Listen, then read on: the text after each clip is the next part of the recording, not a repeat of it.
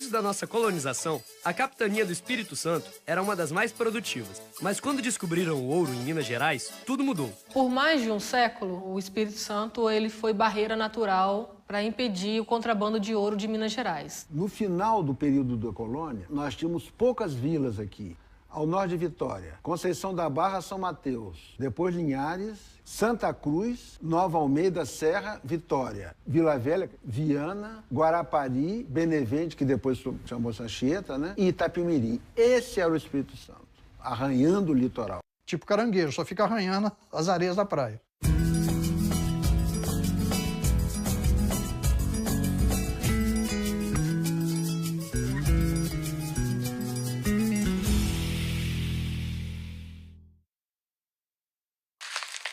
A gente estava aqui cheio de terras vazias e Minas Gerais bombando. Mas acontece que a riqueza em Minas Gerais ela vai entrar em decadência, o ouro vai começar a acabar. No finalzinho de 1700 e início de 1800, quando o Espírito Santo vai ter uma série de excelentes governantes, por incrível que pareça. Pois é, a coisa estava tão feia pro nosso lado que em 1797 o regente Dom João escolheu a dedo um cara super qualificado para ser nosso governador, para ver se assim, nas palavras dele, reanimava a quase extinta capitania do Espírito Santo.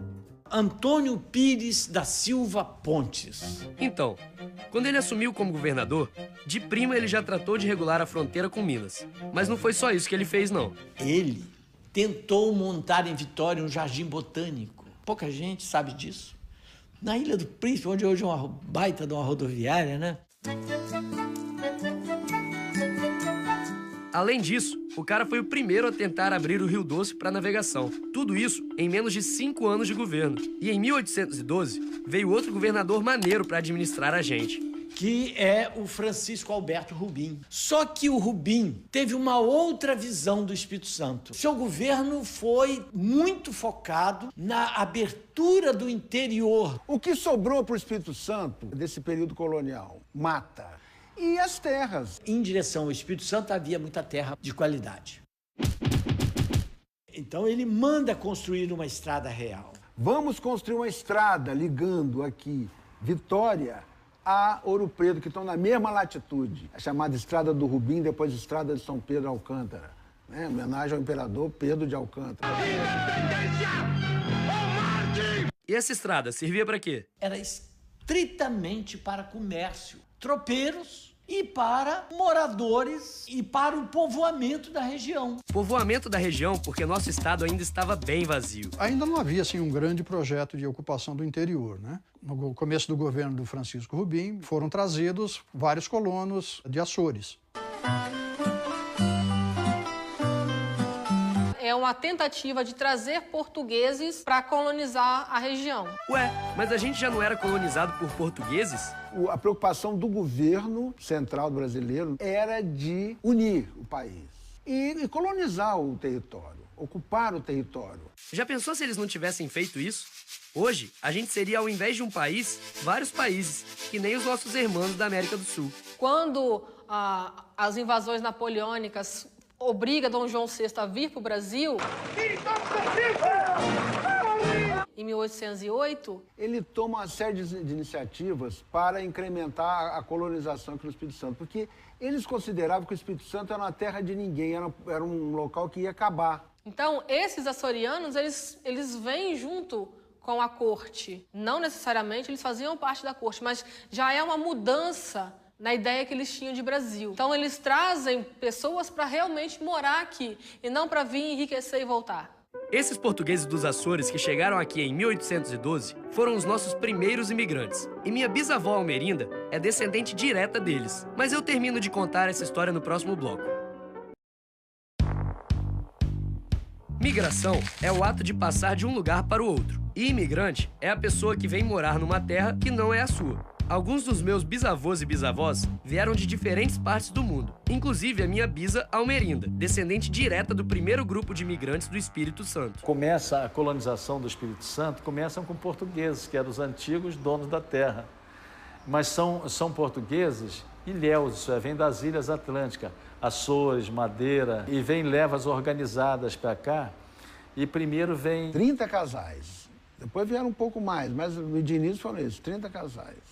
Foram os açorianos que se instalaram em Viana. Diz-me lá se tu gostaste da viagem aos Açores. Diz-me lá se tu gostaste da viagem aos Açores. Na época chamada de Santo Agostinho, né? Exatamente há 200 anos atrás, Foi criado o primeiro núcleo habitacional fora da Grande Vitória, né? Núcleo habitacional, que era chamado Colônia Agrícola de Santo Agostinho. Era ali que ficava o porto que supria toda a região. ali eles foram assentados e receberam apoio do governo. Apoio? Qual apoio? Eles receberam ajuda, né? Primeiro eles receberam o bem mais precioso da época, que era terra. Eles não tinham terra lá nas ilhas dos Açores. A pessoa já tem esse incentivo de, ó, você vai chegar lá, tem as suas sesmarias, o seu terreno que você vai cultivar. E vão receber, para ocupar essa terra, explorar essa terra, não só sementes, né? Como também os instrumentos de trabalho, né? Além de ter um núcleo onde podia todo mundo se reunir e fazer a tipo da cidade mesmo, né? Tem igreja, que é a igreja da época, igreja Nossa Senhora da Conceição. Pois é, as heranças desse povo que veio como imigrante e antes disso, que nos colonizou, estão super presentes na nossa cultura. Nós temos a herança portuguesa estampada em nós, né? Não é um branco brasileiro, não é um tipo nórdico, é um tipo mais bronzeado. Em Portugal também, porque Portugal tem uma influência moura muito grande, né? E a questão da religião, muitas também das crenças, né? Das lendas, das histórias, do baticum. Você tem a Festa do Divino, que é celebrada há 200 anos, e ela é celebrada da mesma maneira até os dias de hoje.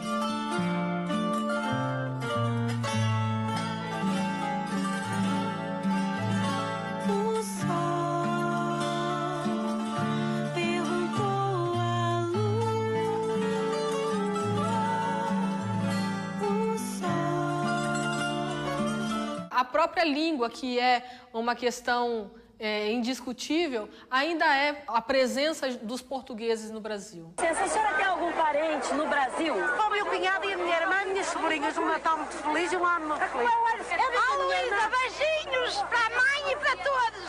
Beijinhos. Você vai em qualquer lugar desse país, no interior da Amazônia, ou então lá no Rio Grande do Sul, e você consegue se comunicar tranquilamente, sem maior problema. E essa riqueza nossa, linguística, é devida ao português. O Brasil ainda é colônia portuguesa? Eu acho que devia de ser, porque a língua deles e eles pertencem a nós. Então eu pertenço à senhora. Eu vi assim mesmo. A senhora quer que eu faça o almoço, alguma coisa? Além disso, você tem comidas típicas.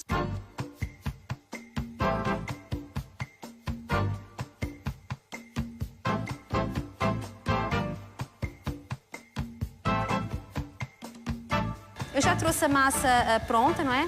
Já cortada em pequenas porções para distribuir pelas forminhas. Eu agora só vou dar um cortezinho e vamos lá.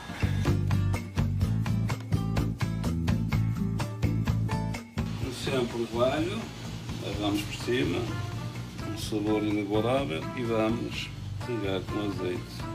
É necessário ter uma mão ágil para não danificar a folhagem, que já é muito sensível. Portanto, ela tem que ter assim uma manipulação bem rápida.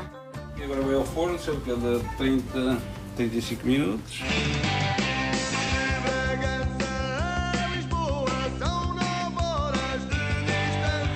Para assar, a norma é que assem 8 minutos, numa temperatura alta, próxima dos 300 graus.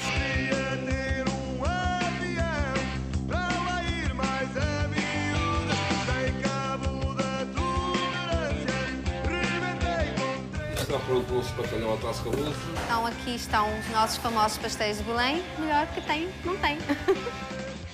Fiquei com fome. E fiquei também com vontade de conhecer as heranças que a gente tem dos outros povos que vieram pra cá como imigrantes e deixaram aqui sua marca. Por isso, a gente se encontra no sábado que vem, no próximo Raízes. Até lá!